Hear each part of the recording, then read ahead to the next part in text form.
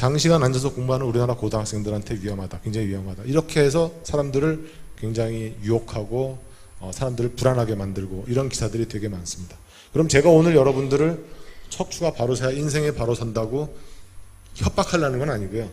어떤 의미의 강의를 하려고 그러는 거냐, 척추가 바로 선다라는 뜻이 휘어진 척추를 꼿꼿하게 세우려는 뜻이냐, 틀어진 골반을 바로 잡는다는 뜻이냐, 그런 거 절대로 아닙니다.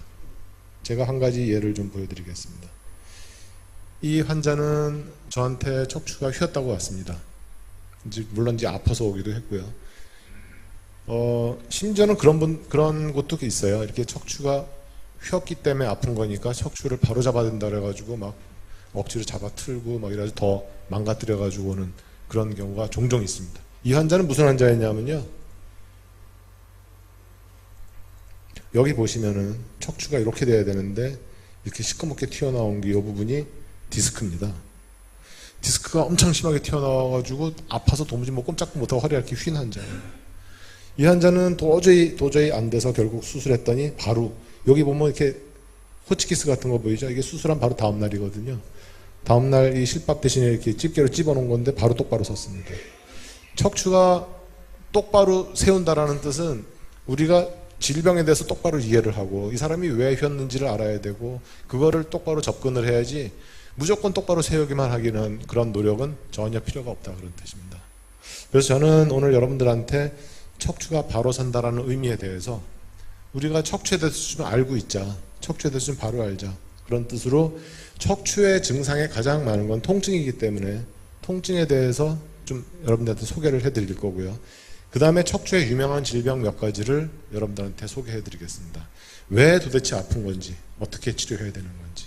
그 다음에 그걸 다 알고 나면 여러분들이 치료에 대해서 어떤 편견이 생기지 않게끔 제가 좀 말씀을 드리겠습니다. 편견이라는 건 뭐냐, 척추 치료는 근본 치료를 해야 된다고 주장하시는 분들 계세요. 그거 엄청난 편견인데 그게 왜 편견인지에 대해서 제가 말씀드릴 거고, 마지막으로 오늘 오신 분들 중에 그 앞에 간판에 97% 약으로 치료된다라는 거를 많이 보고 오셨을 텐데 나머지 3%는요?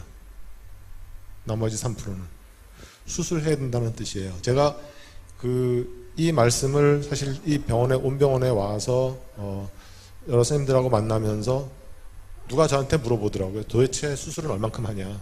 그래서 저는 한 100명 보면 한 3명 정도 수술하더라 말씀드렸더니 저 얘기가 나온 거예요. 97%는 그럼 약으로 치료해야 되냐. 그렇다. 그런데 여러분들 가만히 한번 생각해 보세요. 여러분들한테 지금 누가 제안을 합니다. 100명 중에 3명한테 로또가 당첨되는 티켓이 있는데 살래냐 말래냐.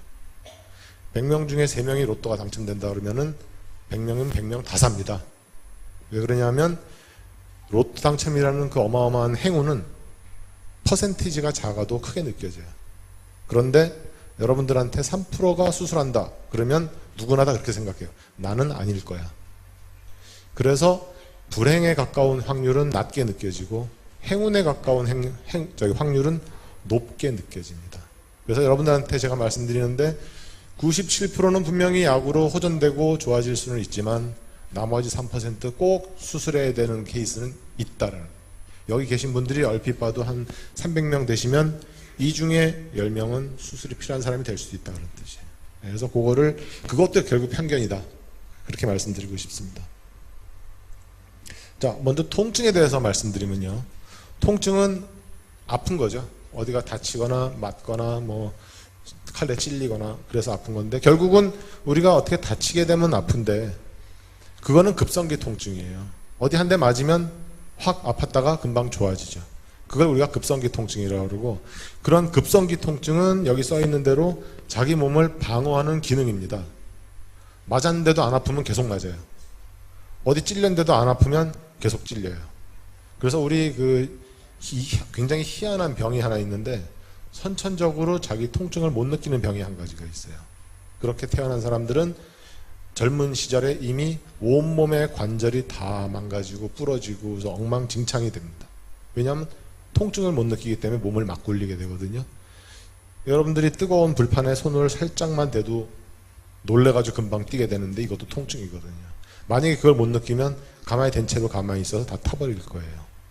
급성기 통증은 자기 몸을 방어할 수 있는 굉장히 좋은 수단인데, 문제는 이 통증이 3개월 이상 지속이 되면 우리가 이거를 만성 통증이라고 그러는데, 만성 통증이 되면 여기는 우리 몸을 방어하는 기능이 아니라 질병이에요.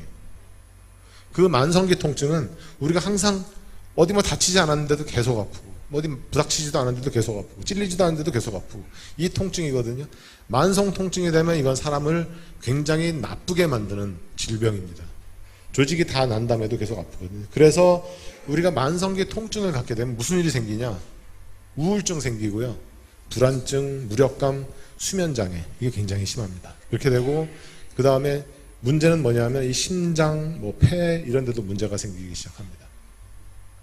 실제로 제가 그 진료실에서 가만히 이렇게 환자들 들어오시는 거를 볼 때 저는 제일 먼저 보는 부분이 환자가 어떻게 걷나. 저희가 의사들이 앉아서 놀고 있는 것 같지만 가만히 다 지켜보고 있습니다. 환자들 어떻게 들어오시나. 걷는 모습을 일단 보면 척추 환자들은 어디가 안 좋은가 보다라고 느껴지기 시작하고, 어떤 경우는 저분은 척추가 안 좋아서 온 걸로 알고 있지만 실제는 고관절이 안 좋은가 보다 이렇게 알기도 하고, 그래서 저희가 걷는 모습을 좀 유심히 보게 되고요. 그것도 만약에 너무 잘 못 봤을 때는 한번 걸어보시라고 말씀드리기도 합니다. 제가 두 번째로 보는 부분은 환자들의 얼굴입니다. 얼굴의 표정이 얼만큼 있냐. 제가 이렇게 보면은 굉장히 오랜 시간 있다가 아파서 오셨던 분들은 일단 아픈 표정을 짓기도 하지만 굉장히 얼굴이 무표정한 그런 얼굴 많이 바뀌어 있으세요. 그런 부분들은 저분은 분명히 오랫동안 아파서 우울증이 왔구나 라고 저는 생각하고, 환자하고 통증에 대해서 치료에 대해서 상담하는 끝에 그분한테 이런 심리적인 치료도 받을 것을 권하는 경우가 참 많이 있습니다. 어떤 분들은 굉장히 흔쾌히 받아들이고 치료받고 같이 좋아지는 분들도 계신데, 어떤 분들은 화내고 나가시는 분들도 계세요. 그러면 그분은 치료받을 기회를 이제 영영 잃어버리게 됩니다. 그래서 이 만성기 통증은 우리가 꼭 이렇게 되지 않게끔 고쳐야 되는데, 그렇기 때문에 우리가 급성기 통증부터 관리를 잘 해나가야 통증이 만성기 통증으로 안 넘어가게 되고, 만성기 통증으로 이미 넘어간 통증은 우리가 그거를 치료하기 위해서 굉장히 애를 많이 써야 됩니다. 여러분들한테 이 사진을 보여드리는 게 좀 안 좋긴 한 것 같은데 그래도 한번 보여드리겠습니다. 이분 되게 유명하신 분이고요. 8년 전에 스스로 목숨을 끊은 분인데, 세상에는 어떻게 알려졌었냐면 행복전도사로 알려주셨던 분이에요. 여러분들 아마 이 사건 기억하실 분도 있을 텐데, 이분이 마지막으로 남긴 글에 이런 말이 있습니다. 700가지 통증에 시달려 본 분이라면 저의 마음을 조금이라도 이해해 주시리라 생각합니다. 이렇게 남들한테 행복을 말하고 행복을 전도하시던 분이 본인 스스로의 통증을 견디지 못하고 결국 생을 마감했는데, 이분한테 통증에 대한 조절을 조금 더 적극적으로 잘했으면 어땠을까 하는 생각을 저는 지금도 하면서 굉장히 안타깝습니다. 왜냐하면 통증 조절이라는 거에 대해서 실패했던 케이스이기 때문에 그렇습니다. 자, 요거는 미국의 되게 유명한 신문인데요. 거기에 이런 기사가 한번 났습니다. 제가 그걸 번역해 놨습니다. 사람들이 사실이라고 믿고 있는 것 중에 잘못 알려진 건강 상식. 그래서 재밌는 게 하루에 8잔 이상 물을 마셔라. 이거는 잘못된 거고 그냥 목마를 때 마시면 된다. 그리고 식후에 수영하면 안 된다. 근데 사실 이것도 잘못된 거랍니다. 털을 깎으면 더 빨리 굵게 자란다. 그래서 여자애들 태어나면 막 머리 빡빡 밀어버리잖아요. 그것도 사실이 아니랍니다. 저는 잘 모르지만. 그다음에 장 청소를 하면 독을 배출한다. 그래서 막 장에다가 막 세척하고 막 이러는데 독이 어디 있습니까? 그냥 우리가 만들어낸 다 대변이죠. 사실 그것도 아닌 것 같고, 자연식품이 사람이 만든 것보다 더 안전하다라고 알려진 것도 이것도 잘못된 상식이라고 합니다. 제가 여기서 말씀드리려고 하는 건 제일 밑에 빨간색으로 쓴 건데, 진통제는 심하게 아플 때만 먹어라. 여러분들 병원에 가시면은 아파서 가시면, 제가 이제 의사들한테 이 강의를 참 많이 했었어요. 서울에 있을 때도 의사들을 교육시킬 기회가 많아서 굉장히 많이 했는데도 불구하고 의사들이 참 그런 패턴이 잘 안 바뀌더라고요. 그런데 보면은 여러분들이 아파서 병원에 가시면 약을 주면서 의사들이 뭐라고 그러세요? 아프면 드세요. 이 한마디. 아프면 드세요. 아파서 왔는데 아프면 드세요. 이게 무슨 말이에요? 아프면 드세요. 그렇게 얘기하면 대부분의 환자들은 어떻게 느끼냐면, 이거 되게 나쁜 약인가 보다. 그래서 가능한 먹지 말아야지. 그 생각을 하고 집에다 딱 모셔놓습니다. 그리고 또 다른 병원 또 찾아가요. 거기도 똑같은 얘기, 또 약 줘요. 그럼 또 가지고 와. 집에 잔뜩 진열해 놓고 보기만 하고 있어요, 이렇게. 학생들이 책 진열해 놓고 보고만 있으면 공부 저절로 되나요? 저희 어렸을 때 공부할 때 이런 사람들이 있었어요. 책 베고 자는 사람. 책을 들여다보는 게 아니라 책 베고만 자도 공부된다고 믿고선 책 베고 자는 사람이 있었는데, 약은요, 여러분들 베고 자면 절대 아픈 거 안 낫습니다. 진통제는 심하게 아플 때만 먹어라. 이거는 정말 잘못된 지식, 상식 중에 하나예요. 제가 하나씩 말씀드리겠습니다. 그래서 급성기 통증은 어떻게 해야 되느냐? 만성기 통증으로 넘어가지 않게 일단 막는 게 통증 치료의 목표입니다. 저희가 병원에 가면은 항상 체온, 혈압, 맥박, 호흡수, 이 네 가지는 무조건 잽니다. 여러분들 그 의무기록, 병원에 가서 기록하는 의무기록, 간호사들이 아주 맨날 하는 거 보면 요 네 가지예요. 체온, 혈압, 맥박, 호흡수. 왜냐하면 이걸 우리가 뭐라고 하면 활력징후라고 그러는데, 활력징후라는 말은 좀 어렵게 번역해 놓긴 한데, 사실 무슨 뜻이냐면 사람 목숨 유지에 제일 중요한 네 가지 지표다, 그런 뜻이에요. 사람 목숨 유지에 제일 중요한 거, 체온. 체온이 만약에 40도, 42도 되면 되게 위험하잖아요. 그런 것을 재는 거고. 혈압, 120이 정상인데 갑자기 70 떨어지고 60 떨어지고 그건 사망하기 일보 직전인 거. 그렇기 때문에 굉장히 중요한 거라고 그러는데, 몇 년 전부터는 통증도 활력 징후에 넣어서 측정을 하기 시작을 했습니다. 이거는 전 세계적인 추세인데요. 그래서 의무 기록에 보면 이분이 느끼는 통증이 몇 점이냐, 그거를 기록하게 돼 있어요. 다 기록하는 건 아니지만. 그래서 통증이 그만큼 중요하다. 우리가 혈압을 중요시하는 것만큼 통증도 중요하다, 그런 뜻이고, 통증을 잘 관리해야 되는 겁니다. 제가 이제 약을 굉장히 잘 쓰는 편인데요. 많이 쓰는 편인데, 우리가 통증을 쓰는, 치료할 때 쓰는 약물에는 소염제, 진통제, 스테로이드, 근이완제, 항우울제도 씁니다. 제가 아까 말씀드렸죠. 우울감 있다고, 항경련제, 이런 것들 되게 많이 쓰는데, 예를 들어서 진통제를 드리면은 되게 나쁜 약으로 생각하세요. 그런데 소염제 그러면 이건 치료약인가 보다 라고 생각한단 말이에요. 대부분 다 그러시죠. 병원에서 약 드리면서 소염제입니다 그러면 난 드디어 이제 치료약을 받았다 생각하고, 이거 진통제는 아니죠 하고 조심스럽게 물어보세요. 그 뜻은 나한테 나쁜 약 주신 거는 아니죠, 이제 그런 뜻인 것 같아요. 그 다음에 스테로이드, 이것도 사실 잘 쓰는 명약이고요. 여기다가 이제 항우울제까지 주면 만약에 환자들이 나를 미친 사람 취급하냐, 이런 사람들도 있고요. 심지어는 이 척추 관련해서 통증에 굉장히 좋은 약 중에 하나가 항경련제인데, 이거는 원래 간질 치료제로 개발된 약이에요. 근데 그 약을 쓰게 되면 이 저린감, 우리가 말하는 방사통, 이런 데 찍찍 절여 내려가는 거, 그런 통증이 굉장히 잘 조절되기 때문에 항경련제를 드리면 들어와서 항의하시는 분들도 있어요. 약국 가서 물어보니까 이거 간질약이라고 그러던데 왜 나한테 이런 약을 줬냐고 그러고 항의하시는 분도 계시지만, 실제로는 굉장히 좋은 약입니다. 그런데 소염제가 여러분들이 제일 좋은 약으로 알고 계시죠. 그래서 실제로 제가 의사들한테 그렇게 숱하게 많이 강의했는데도 불구하고, 여기 영어로 돼 있어서 죄송한데, 이 부분 파란 색깔이 소염제입니다. 우리나라에서는 3분의 2 정도가 소염제가 처방되고 있어요. 나머지 3분의 1이 요게 진통제입니다. 진통제 계열들. 이게 얼마큼 잘못됐냐? 이 독일에서 나온 데이터인데, 10만 명이 가다가 죽을 확률, 10만 명이 비행기 탔을 때는 0.82명이 사망한다고 합니다. 물론 비행기는 사고 나면 다 사망이지만 그만큼 사고가 적다, 그런 뜻이죠. 번지 점프, 발에다가 줄 매달고 뛰어내리는 거 하면 10만 명 중에 1명 내지 10명이 사망을 해요. 예전에 제가 여기 내려오기 전에 살던 곳이 서울 바로 밑에 있는 분당이라는 곳이었는데, 거기에 율동공원이라는 큰 호수 공원이 하나 있습니다. 거기에 40m짜리 번지 점프가 하나 있었는데, 여고생이 다리에다가 줄 묶고 뛰어내렸는데 줄이 끊어졌어요. 근데 다행히 거기가 호수여가지고 호수로 퐁당 들어갔다 나와서 살았는데, 대부분의 번지 점프는 바닥이 그냥 시멘트 바닥이에요. 만약에 그랬으면 걔는 그냥 사망했을 겁니다. 그래서 10만 명 중에 1명 내지 10명이 사망하고, 독일의 고속도로는요 제한 속도가 거의 없습니다. 아주 드물게 최근에 생기기는 했는데 막 200km, 250km 막 달리거든요. 그래서 사고 나면 사망합니다, 거기는. 그래서 10만 명 중에 110명이 사망. 그런데 소염제를 2달 이상 먹으면 820명이 사망한다고 돼 있어요. 얼마나 위험한 약입니까 이게 소염제가.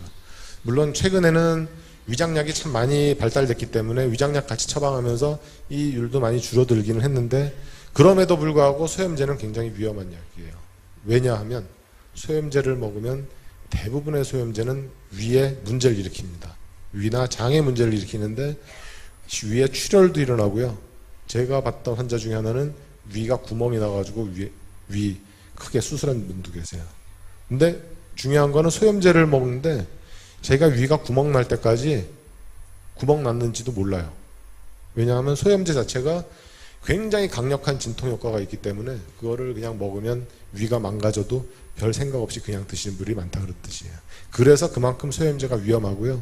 미국의 데이터 또 하나 보여드리면 전체 사망 원인 중에 15번째 사망 원인이 소염제입니다. 소염제가 이만큼 위험한 약이에요. 근데 굉장히 좋은 약이긴 해요. 여러분들이 치료제라고 느낄 만큼 좋은 약이긴 해요. 그래서 우리가 아까 말씀드린 위증상이 무증상인가, 치료를 할 때는 어떻게 해야 되느냐. 급성기 통증일 때는 소염제를 씁니다. 그렇지만 이게 어느 정도 내려가서 유지해야 될 때는 진통제를 쓰고, 그 중간중간에 갑자기 아파질 때는 소염제를 쓰고, 또 좋아지면 진통제를 쓰고. 그래서 소염제와 진통제를 잘 섞어 써야 효과적으로 통증을 조절할 수 있는데, 약 하나 딱 던져드리고 아플 때 드세요. 그러면 이런 계획이 다 흐트러지는 거예요. 아무도 안 드십니다. 그래서 이런 거를 충분히 설명해드리고 약을 잘 드셔야 된다라고 하면 확실히 좋아지는 분들이 참 많습니다. 제 경험에는 제가 이제 아직까지 여기 와서 이제 진료한 거는 이제 한 달도 채 안 됐기 때문에 여기서는 이제 아직 많은 사람을 만나 뵙지 못했는데, 서울에서 진료할 때는 굉장히 많은 사람을 정말 짧은 시간 봐야 되기 때문에, 심지어는 저기 울릉도에서 오신 분 2분 만에 다 보고 그냥 가시라고 말한 적도 있고, 뭐 부산 저기 삼천포 이런 데서 오신 분들 너댓 시간 6, 7시간씩 오신 분들 2, 3분밖에 못 뵈기 때문에, 제가 어떻게 해왔었냐 하면은 나름대로 어떤 꼼수가 좀 있었는데, 어떻게 해왔었냐 하면 처음 오시는 분들한테는 제가 과감하게 시간을 투자합니다.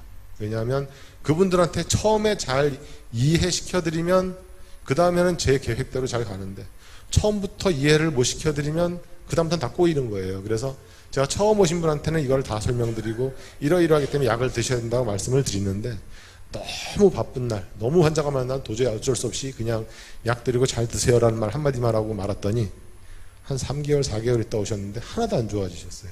그래서 나도 나름 실망해가지고 도대체 어떻게 됐나 알아봤더니 제 태도가 그랬었기 때문에 약을 거의 안 드신 거예요. 그래서 저도 이제 다시 말씀을 드리기도 했지만 막 환자한테 일부러 야단도 치고 그래가지고 다 먹기 전에 나 만날 생각도 하지 말라고 그랬더니 그 다음번에 오셨을 때 증상이 확 좋아져 오셨습니다.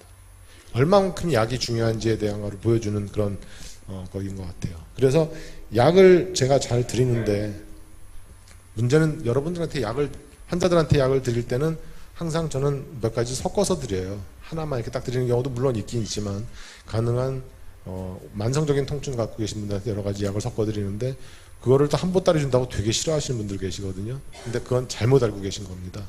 약을 여러 개 드릴 때는 각 약의 용량을 줄일 수가 있어요, 우리가.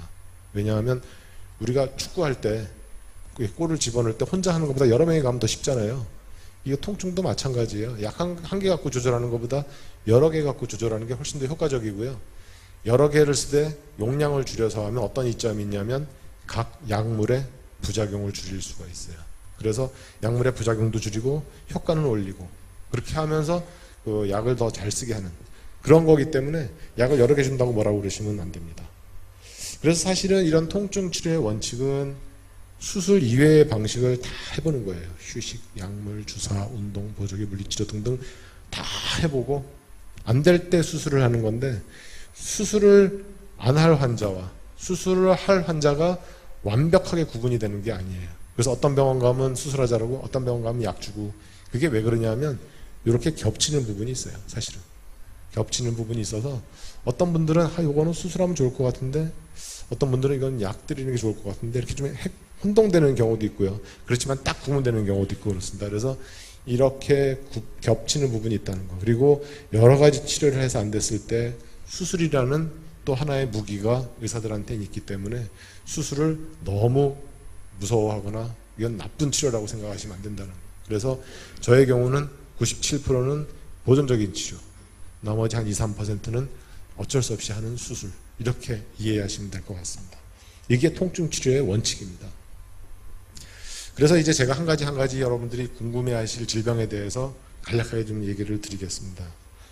허리 디스크 되게 관심들이 많으시죠. 그리고 연세 드신 분들은 특히 협착증에 관심이 많으시고, 그 다음에 골다공증도 사실 굉장히 많은데 요거를 잘 모르고 계신 분들이 많고, 그래서 이 세 가지에 대해서만 일단 말씀을 드리겠습니다.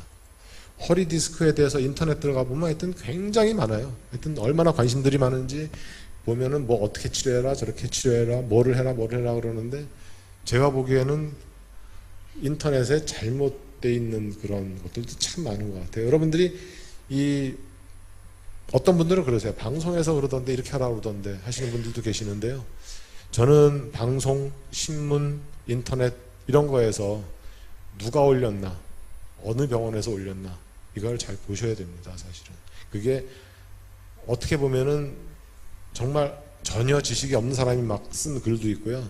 굉장히 그런 비판 의식이 없이 그냥 보게 되면은 잘못된 정보가 너무 많아요. 저는 그래서 그게 되게 사실 조심스럽다고 생각을 합니다.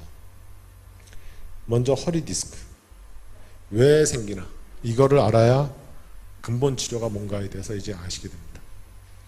여기 허리 이 사진을 보시면요, 여기가 이제 척추 뼈가 이렇게 있고요. 이 가운데 하얀 거 요게 다 물렁뼈예요. 물렁뼈, 이게 영어로는 디스크라고 그러는 겁니다. 디스크는 병명이 아니고 원래 병명은 디스크 탈출증 이렇게 되는 건데 그냥 디스크 그러는 거고요. 요 하얀색 요게 다 디스크인데 요 밑에는 제일 밑에는 까만색이에요. 이게 왜 까만색이냐면 요렇게 하얀색으로 보이는 게 정상적인 물렁뼈 디스크고요.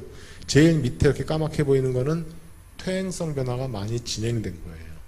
그래서 모든 허리 디스크, 모든 협착증의 가장 기본 원인은 뭐냐 하면 퇴행성 변화입니다. 허리 디스크는 20대 초반에 많고 심지어 10대 초반에도 봤어요. 전 12살짜리까지 디스크도 봤는데 그 기본 바탕에 퇴행성 변화가 있다 그러면 깜짝 놀래요. 20대 초반에 무슨 퇴행성 변화냐, 관절염 같은 거나 퇴행성 변화지 라고 생각하시지만 실제 이 사람 몸의 퇴행성 변화는 10대 후반부터 진행을 합니다. 그래서 20대 초반에 벌써 이렇게 퇴행성 변화가 생기면서 뒤로 밀려나간 거예요. 여기 동그라미 쳐놓은 게 이게 퇴행성 변화가 생기면서 여기에 그 틈이 생겼기 때문에 삐져나온 거거든요. 그래서 이 퇴행성 변화는 어떻게 해도 다시 거꾸로 돌아가지는 않습니다. 이 퇴행성 변화를 좀 더 자세히 보여드리면은 조금 복잡한 그림인데요. 요 왼쪽에 있는 거 요거는 실제 사람 몸을 돌아가신 분이죠. 사체 조직을 사진 찍은 겁니다. 요 오른쪽은 그거를 MRI 찍은 거고요. 그래서 보면은 이렇게 하얗게 보이는, MRI에서 하얗게 보이는 물렁뼈가 정상적인 물렁뼈고, 이게 진짜 실제 사람 조직에서는 이렇게 바깥에 섬유륜이 있고 안에 수핵이라는 말랑말랑한 조직이 있어서 찐빵 같은 구조로 돼 있어서 그게 몸에 이렇게 충격을 흡수해주는 쿠션 역할을 하는 건데, 그 밑에 보면 퇴행성 변화가 진행이 되면서 이렇게 낮아지기 시작하고 까맣게 변하고, 조금 더 진행되면 이렇게 틈이 생겨요. 여기 보면 까맣게 생긴 게 틈이 생긴 겁니다. 그 틈을 통해서 이렇게 물렁뼈가 삐져나오기도 하고, 이게 디스크 생긴 거죠. 더 심해지면 완전히 납작해지면서 여기 좁아지는 협착증이 생겨요. 이게 사람 몸의 과정이에요. 이 과정은 이렇게 내려는 가도 거꾸로 올라가지는 않습니다. 그걸 이제 되돌이키기 위해서 뭐 요즘 뭐 줄기세포니 뭐니 연구를 많이 하는데 아직까지 성공한 건 하나도 없어요. 그러니까 다시 한번 말씀드리면 퇴행성 변화는 무조건 뒤에서 앞으로 진행을 하는 거지 거꾸로 가지는 않습니다.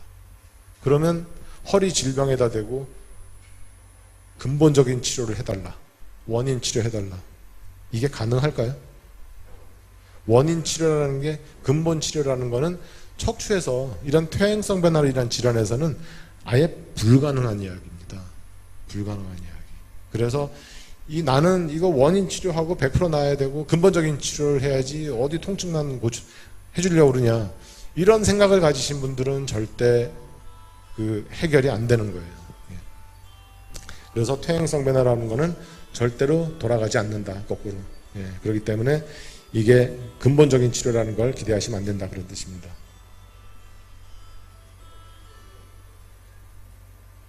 예. 지루하실까봐 또 음악도 들려주시고 감사합니다. 그런데 여러분들 그 인터넷 들어가, 제가 인터넷 얘기를 많이 하는데 인터넷 들어가 보면은 모 병원이 자기 병원을 홍보하는 거를 내면서 약해진 뼈와 신경을 재생시켜서 척추를 뭐 어떻게 해서 척추 질환을 근본적으로 치료합니다, 이런 거를 올려놓은 걸 제가 본 적이 있어요.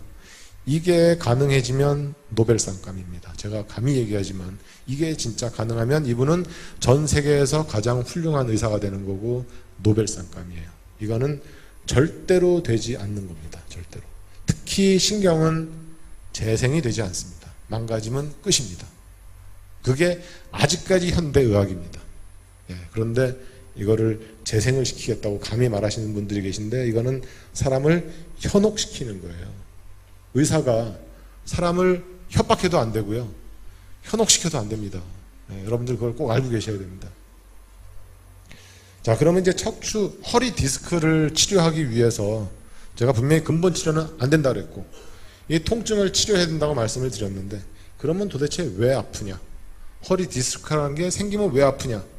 여기 사진을 보시면 여기 이제 물렁뼈가 있고요, 여기 뒤에 뼈가 이렇게 있고 여기 동그란 데가 신경 지나가는 길인데 이만큼 튀어나온 거예요. 이렇게 튀어나온 거 보이시죠? 여기 이제 허리 디스크입니다. 그러면 여기 밑에 까맣게 약간 보이는 게 다리로 가는 신경이 좀 거의 끼어 있는 거예요. 물렁뼈 이렇게 쿵 튀어나와서 다리 쪽으로 내려가는 신경을 쿵 끼고 있어서 신경이 눌리기 때문에 이제 아픈 건데, 이 신경이 눌려서 아픈 게 다다. 그러면 통증을 해결하기 위해서는 무조건 디스크를 제거해야 돼요. 눌려있는 신경을 풀어줘야 돼요. 그런데 실제로는 그렇지 않습니다. 실제로 어떤 일들이 있냐면 젊은 남자애들이 군대 가기 싫어서 그냥 MRI 찍어봐요, 허리를. 예전에 그런 일 되게 많았었어요. 지금도 있어요. MRI 찍었더니 자기는 아무 증상이 없는데 이따만한 디스크가 있는 애들이 있어요. 그런 애들은 아주 운 좋게 잘 군의관들 구슬려가지고 군대 빠진 애들도 종종 있었습니다, 실제로. 그 정도로 증상 없는 디스크도 있어요. 그런데 이 사람은 무지무지하게 아파요. 그 차이가 뭘까요? 디스크가 튀어나온 초기에 그 주변에 염증이 생깁니다. 염증이 생기면 무지무지하게 아프고요, 똑같은 디스크인데도 염증 없으면 거의 안 아파요. 염증이라는 게 왜 생기냐 하면 요 물렁뼈 속에 어떤 이상한 물질이 하나 들어있어서 디스크가 튀어나오면서 그 물질이 같이 새 나옵니다. 그래서 그게 신경에 닿으면은 신경에 염증이 생겨서 빨갛게 성이 나요.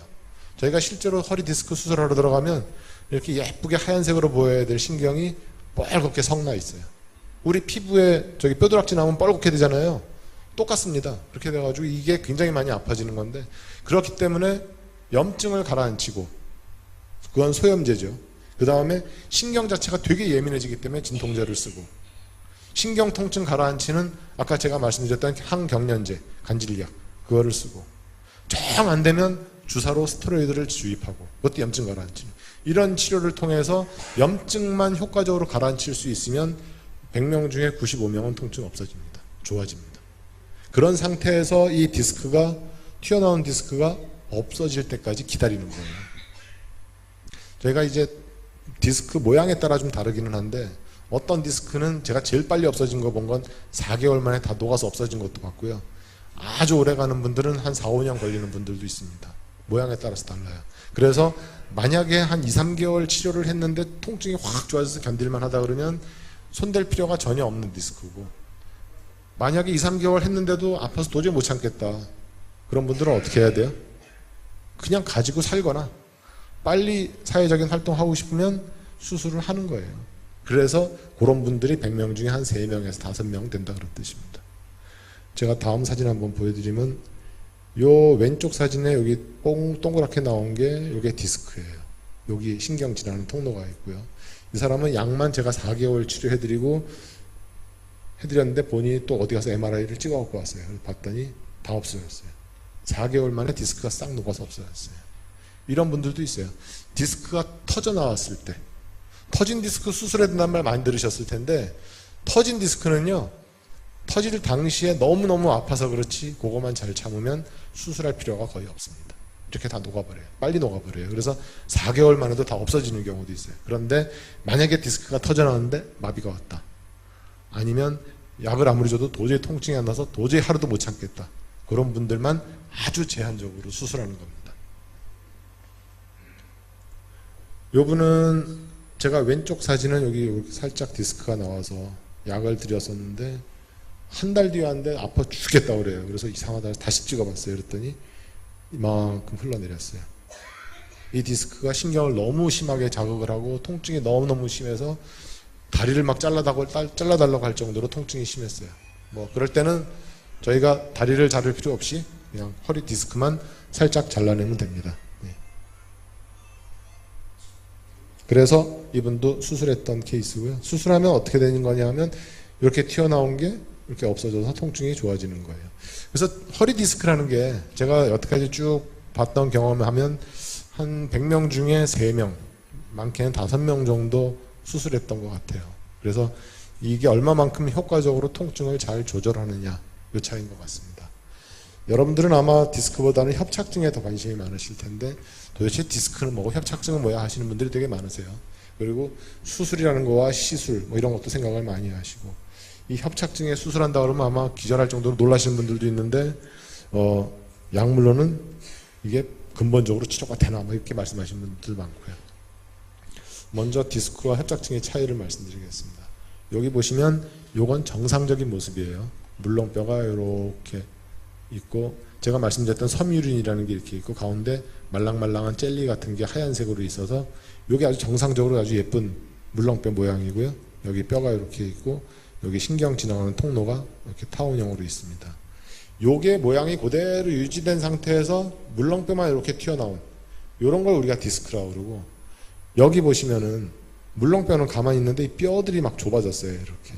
그래서 신경 지나가는 길이 거의 안 보일 정도로 좁아진 요런 거를 가지고 우리가 협착증이라고 합니다.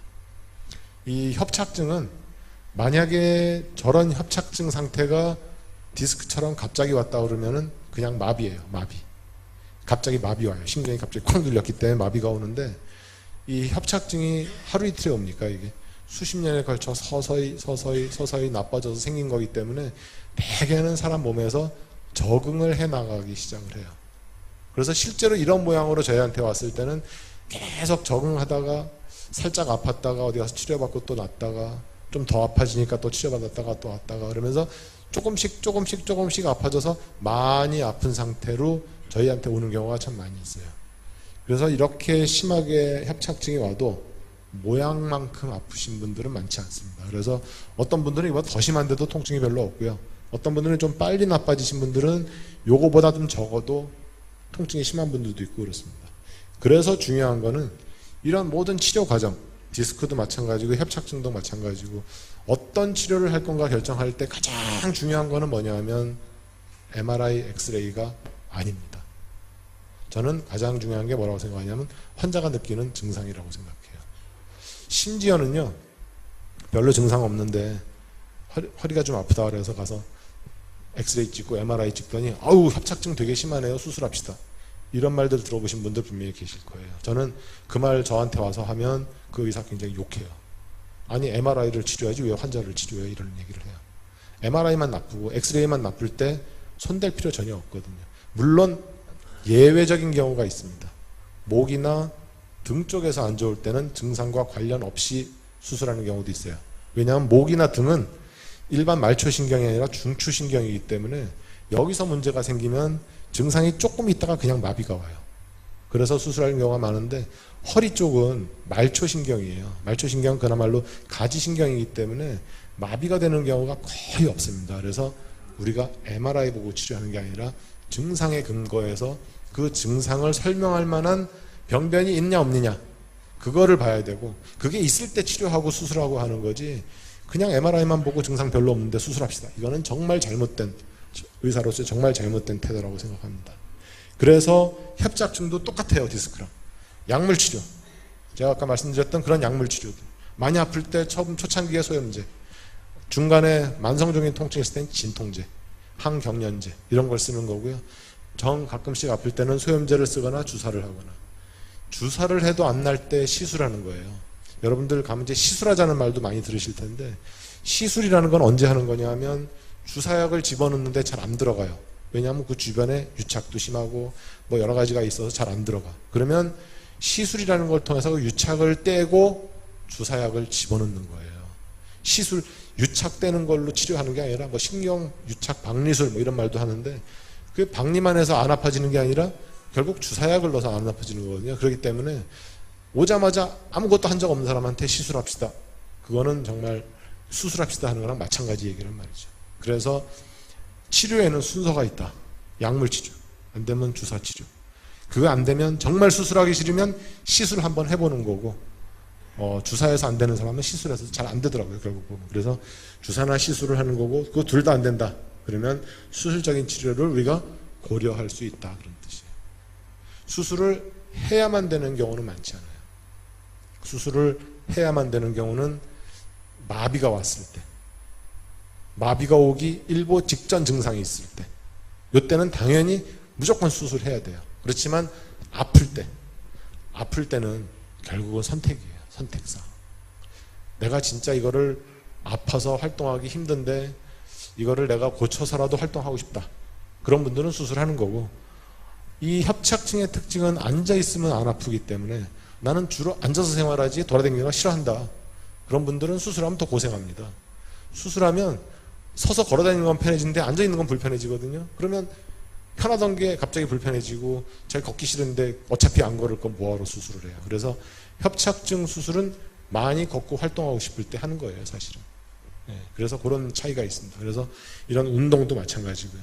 이런 협착증의 치료는 여러 가지를 이렇게 다 해보는 거지만 수술적인 치료는 꼭 이럴 때 하는 거다. 근데 제가 꼭 말씀드리고 싶은 거는, 며칠 전에 제가 그런 분을 한번 봐가지고 이제 빨리 수술하자 말씀을 드렸는데, 협착증 중에 꼭 수술해야 되는 경우 증상을 제가 말씀드릴게요. 협착증이라는 거는 이제 걸음 걸을 때 다리가 저려서 이렇게 주저앉는 경우가 많아요. 그게 왜 그러냐 하면, 허리에 신경이 아까 보여드린 대로 이렇게 좁아져 있으면은 허리를 살짝 구부리는 순간 조금 넓어져요, 척추관이. 그래서 증상이 싹 없어져요. 그렇기 때문에 허리를 아예 구부리고 걷거나 걷다가 주저앉아요. 그럼 허리가 동그랗게 되니까. 근데 만약에 한 40-50m 걸으면 자꾸 주저앉아야 된다, 그러면 이제 협착증이 심한 거고, 조금 좋아지고 나면 300m, 뭐 1km 이렇게 걸을 수 있고, 그걸 가지고 우리가 협착증의 정도를 이제 판단할 수가 있는데, 증상을 가장 나쁜 증상이 뭐냐면 다리가 저린 증상이 아니라 가운데 항문 주변이 뻐근해지는 증상.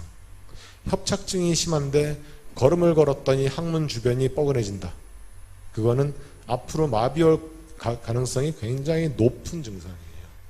저한테 며칠 전에 오셨던 분이 대단히 안타까운데, 저한테 이제 제가 서울에 있는 줄 알고 오시고 싶어서 몇 년 전부터 계속 고민하고 갈까 말까 고민하는 중에 너무 머니까 고민하고 있었어요. 그 와중에 이미 항문이 그냥 마비가 왔어요. 항문이 마비가 와서 대변을 본인 스스로 조절을 못하고 저절로 흐를 정도로. 그런데 제가 여기 왔다 그러니까 바로 오셨는데 그 상태로 오신 거예요. 그래서 이제 이분은 놔두면은 항문 마비인 것뿐만이 아니라 이제 다리까지 마비가 오기 일보 직전이기 때문에 제가 빨리 수술하자 그래서 지금 날짜를 잡아드렸어요. 이 항문 주변 증상이 굉장히 위험한 증상입니다. 그래서 혹시 주변에 협착증으로 잘 걸음 못 걸으시는데 걸음만 걸으면 항문 주변이 뻐근하고 아프다, 이런 분들이 있으면 그거는 빨리 수술해야 된다, 이렇게 말씀을 드리셔야 됩니다. 자, 이분을 보면은요, 여기 지금 척추가 이렇게 있고 신경 지나가는 길이 있는데, 여기 까맣게 좀 두껍게 보이는 부분은 척수예요, 중추신경. 아까 허리는 제가 다 말초신경이라 했는데 말초신경이 가느다란 신경입니다. 근데 이분 보면 여기부터 좁아지고 여기도 좁아지고 여기도 좁아지고 여기도 좁아지고 아주 여러 마디가 좁아졌는데 의외로 증상이 아주 심하지는 않아요. 워낙 오래전부터 나빠졌었기 때문에. 이거 보면 되게 나쁠 것 같은데, 그래서 예전에는 이런 분들 보면 막 수술해가지고 허리에다가 나사 받고 막 난리치고 그랬는데, 이렇게 하면은 아까 말씀드린 대로 앉아서 생활하는 게 무지하게 힘들어지고 걸음 걷는 건 조금 편해질지 모르지만 허리는 계속 아파요. 또 심한 경우는 이렇게 위에 막 부러지기도 해요. 수술한 잇마디가 지금 부러졌는데. 그래서 이런 치료는 가능한 안 하시는 게 좋다, 그런 뜻이에요. 물론 어쩔 수 없이 해야 되는 경우는 해야 되지만, 그래서 이런 경우는 어떻게 해서든지 약물 치료, 주사 치료로 끝까지 이거를 잘 유지하는 게 제일 중요하고요. 이런 분도 있어요. 허리가 흔들흔들 하시는 분들. 여기 보시면 허리가 앞으로 밀려나가고 앞으로 구부리면 막 허리 앞으로 빠지고 협착증이 있고, 아까보다는 심하지 않아 보이지만 저렇게 척추가 흔들흔들 하시는 분들은 통증이 되게 심해요. 걸음도 잘 못 걸으시고. 그래서 할 수 없이 이런 분들은 어쩔 수 없이 이렇게 수술해서 증상을 완화시키는 게 되게 중요합니다. 그래서 이 척추의 치료는 여러 가지 가능성을 놓고 그 중에 가장 환자한테 좋은 거를 선택해야 되는 거지, 의사한테 좋은 거 선택하면 절대로 안 되는 겁니다. 마지막으로 이제 골다공증 제가 간단하게 말씀드릴 텐데요. 여기 두 가지 모양이 있는데, 이쪽은 우리가 예전에 그 칠판에 쓰던 분필로 조각한 거고, 요 옆에 있는 거는 크레용, 그림 그릴 때 쓰는 크레용에다 조각한 건데, 여러분 어떤 게 더 잘 부러질 것 같으세요? 왼쪽, 오른쪽 어떤 게 더 잘 부러질 것 같으세요? 예? 안 들려. 분필. 어떤 분들은 크레용. 분필이라고 생각하시면 손 들어보세요. 분필이 잘 부러질 것 같다. 크레용이 잘 부러질 것 같다. 나머지 분들은 포기. 당연히 분필이 잘 부러집니다. 왜냐하면 딱딱해서. 딱딱한 거는 툭 치면 부러져요. 크레용은 치면 휘어져요. 그래서 젊은 사람들의 뼈는 크레용 같고, 나이가 점점 들어갈수록 분필 같아져요. 뼈의 성격이 바뀌어요. 골다공증이 뼈에 구멍만 생기는 게 아닙니다. 절대로. 이게 이제 사람 몸의 뼈 모양을 보여주는 건데, 이 피질골이라는 게 딱딱한 게 있고, 가운데는 해면골이라고 스펀지 같은 뼈가 있어요. 이게 이제 이건 모형이라서 이렇게 보이는데, 실제 사람 뼈 모양, 이 해면골을 잘라서 그림을 보면 어떻게 보이냐면 이렇게 보여요. 이렇게 다 연결되어 있어요, 뼈들이. 그런데 골다공증이 생기면 어떻게 되느냐? 뼈에 구멍이 숭숭숭숭 뚫리면서 이렇게 돼요. 이렇게 되는데, 이 가운데 있는 뼈들이 크레용 같은 뼈가 아니라 분필 같은 뼈로 바뀌면서 저렇게 되는 거예요. 그러니까 젊은 사람들의 뼈는 크레용 같으면서 두껍고, 나이가 점점 들수록 분필 같아지면서 얇아지고, 그럼 어떻게 됩니까? 부러지죠. 골다공증은요, 그냥 뼈에 구멍이 생기는 그런 병이 아니에요. 뼈가 부러지는 병이에요. 그래서 골다공증이 굉장히 위험한 겁니다. 그런데 우리나라 지금 인구 분포가 어떻게 되느냐? 1970년도에는 65세 이상이, 여기 초록 연두색인데 10명 중에 1명도 채 안 됐어요. 그런데 지금은 어떻게 돼요? 2020년도쯤에는 10명 중에 한 20명 가까이 되고요. 이게 2060년도가 되면 10명 중에 40명이에요. 노령층이 많아진다는 뜻이에요. 그러면 골다공증 환자가 급격히 늘게 돼 있고, 골다공증 환자가 많아지면 골절이 많아지고, 골절이 많아지면 그만큼 치료 비용, 사회 비용이 엄청나게 증가합니다. 이 골다공증이 생기면 척추가 이렇게 깨지기도 하고요. 다리뼈가 부러지기도 하고, 손목도 부러집니다. 그런데 척추 부러지면 왔다 갔다 다니기 힘들고, 다리가 부러지면 이건 무조건 수술해야 되고, 이거 수술 안 하면 돌아가시기 때문에, 손목이 부러지는 거는 목숨이 그래도 변하지는 않아요.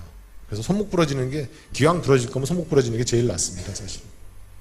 근데 이 골다공증에 있어서 골절이 생기면 그냥 골절만 치료하면 되는 게 아니라 뭐가 문제가 생기냐 하면, 허리뼈가 하나 부러지면 그 바로 주위가 부러질 확률이 10배가 늘어나요. 다리뼈가 하나 부러져가지고 수술해 놨더니 이 옆에 뼈가 또 부러졌어요. 그렇게 뼈가 하나 부러지면 그 주변 뼈가 또 부러질 확률이 10배씩 올라가요. 그래서 제가 아까 그 사망에 대해서 잠깐 말씀드렸는데, 골절한 다음에 사망하는, 손목 부러지면 안 죽는다 그랬죠. 그 손목 부러졌을 때 사망률을 1이라고 치면, 고관절이 부러졌을 때 사망률은 7배 올라가고, 척추가 부러지면 사망률이 9배가 올라가요. 사망률이 올라가요. 사망 확률이. 그만큼 위험한 병입니다. 왜 골다공증 때문에 뼈가 부러졌는데 왜 사망하냐? 궁금하시겠지만, 여기 보시면 골다공증이 생겼어요. 부러졌어요. 그러면 누워 있어야죠. 누워 있었더니 뼈가 점점 약해져요. 그러면서 골다공증이 심해져. 이게 악순환이에요. 악순환. 악순환 되다가 자꾸 부러지니까 악순환되다가 결국은 장애가 생기거나 사망하거나 이렇게 되는 거예요. 그래서 골다공증은 굉장히 사실은 흔하고 점점 더 많아지는 질병이에요. 특히 남자들은 서서히 떨어집니다. 왜냐하면 남자들은 폐경기가 뚜렷하지 않기 때문에 남성 호르몬이 서서히 줄어들어요. 어느 순간 확 줄어드는 게 아니라. 그래서 남자들은 골다공증이 서서히 증가해요. 그래서 남자들은 한 60대 정도 되면 100명 중에 3명, 70대 되면 100명 중에 한 10명 이렇게 늘어요. 조금씩. 그런데 여자분들은요 70대가 되면 거의 3명 중에 2명이에요. 60대면 2명 중에 1명. 왜 그러냐면 여성 호르몬이 폐경기 때 갑자기 떨어지기 때문에 50 전후로 해가지고 급격히 나빠집니다. 그래서 50대 폐경되신 분들은 5년 정도 지나면 한 2년에 한 번씩은 골다공증 검사를 꼭 하셔야 돼요. 안 그러면 이렇게 돼요. 그래서 이 골다공증이라는 게 되게 많아지는데 아까도 말씀드렸지만 척추랑 고관절 골절은 수명이 줄어들거든요. 골절이 생기면 또 부러지고 그렇기 때문에 골다공증을 일단 예방하는 게 제일 중요하고 만약에 골다공증이 생겼다 그러면 골다공증을 치료해서 골절을 예방하는 게 굉장히 중요합니다. 그러니까 골다공증은요 다 예방이에요. 골다공증 예방해야 되고 골절 예방해야 되고 다 치료입니다. 그래서 제가 다시 한번 말씀드립니다. 척추가 바로 서야 인생에 바로 선다. 이 말씀은 척추에 대해서 좀 이해를 하자. 네. 제가 통증에 대해서 아까 말씀드렸고 다 말씀드렸는데 하여튼 그거를 좀 이해하자 그런 뜻이고요. 제가 몇 가지 케이스만 좀 보여드릴 텐데 이분은 47세 남자 환자고 4년 전에 허리 디스크 수술하면서 허리에다 뭐 이런 걸 집어넣었어요. 여기 허리 디스크가 있다 그래가지고 이거 제가 그냥 보여드리는 게 아니라 이 서울에 있는 되게 유명한 대학병원이에요. 네. 말씀만 드리면 다 알만한 병원에서 이렇게 수술을 했는데 더 나빠졌어요. 갑자기 발목이 안 움직여. 더 나빠졌어요. 그러니까 환자가 그냥 자기 운명이다 생각하고 그냥 받아들이고 살다가 우연히 저희 병원에 있는 자기 친구가 나를 소개해줘가지고 저한테 왔어요. 저도 뭐 저라고 뭐 뾰족한 수 있나요? 뭐 그냥 할 수 없다. 그 사람 왼쪽 발목이 망가졌기 때문에 골프 치는데 골프를 되게 좋아하는데 왼쪽 발목이 망가지니까 골프 치면서 맨날 돈을 잃는 거예요. 그래서 뭐 할 수 없다고 그래서 이제 그러려다가 저도 너무 이상해서 디스크 수술하고 그렇게 되는 경우가 별로 없어서 고무 망치 가지고 이렇게 왜 진료시간 무릎 툭툭 치는 거 있잖아요. 그거를 해봤더니 디스크에서 안 나타나는 반응이 나타나는 거예요. 그래서 이상하다. 그래서 제가 다른 그때 병원에서 갖고 왔던 MRI를 자세히 봤더니 요 위쪽에 조그만 시커먼 게 하나 보여요. 이렇게 제가 말씀드렸죠. 여기는 말초신경, 여기는 중추신경. 네. 여기서 뭐가 눌리는 게 벌써 MRI를 다시 찍었습니다. 그랬더니 이 부분이 이렇게 척수가 눌려 있는 거예요. 중추신경이 눌려 있는 거예요. 그거를 허리 디스크로 오인한 거예요.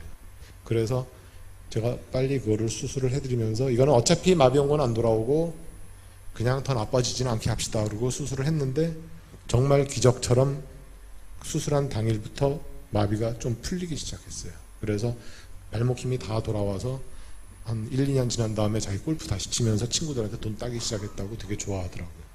이게 진단이 척추 질병이라는 거는요. 진단 과정이 되게 중요해요.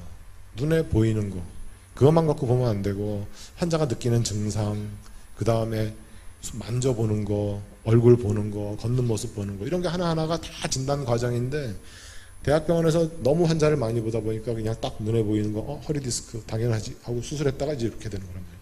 그래서 진단 과정이 얼마만큼 중요하냐 그걸 제가 하나 말씀드리고 이 환자는